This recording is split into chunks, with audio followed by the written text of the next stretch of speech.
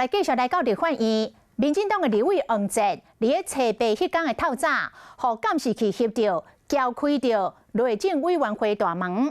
这个话题是继续来探讨。黄捷来指控，讲即摆只要有人来甲拜访，要进伊的办公室，拢互要求爱严格来通报。国民党的立委陈玉珍办公室拄好伫黄捷的边仔。 伊是调故意伫个研究室的门口来打告示，讲黄捷莫偷开我的门。黄捷嘛打二条来反击。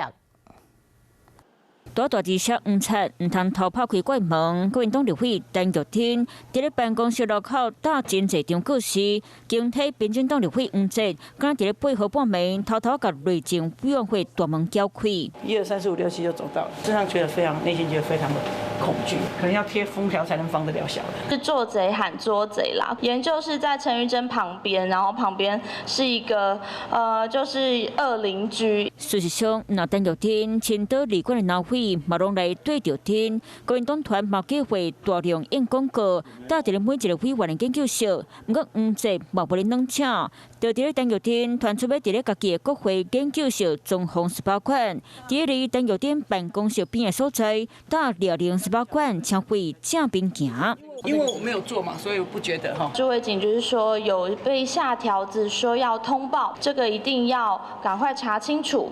那到现在韩院长都不愿意出来说明，给我一个解释，我认为真的非常的不公正。黄捷唔若抗议边后派出片，嘛指控即马若是有人要去伊办公室，拢爱通报，怀疑驻回警察伫咧改监控。院长，那黄捷质疑你说动用警察权监控他，才被下条子。好，谢谢大家。对这件代志，总部处回应绝对无监控特定委员，唔过嘛，互选爆发战场为引来政告引瓜。 Hello， 我是林仙怡。想要抢先掌握最及时的新闻资讯吗？赶快订阅、按赞、开启小铃铛，锁定华视新闻 YouTube 频道。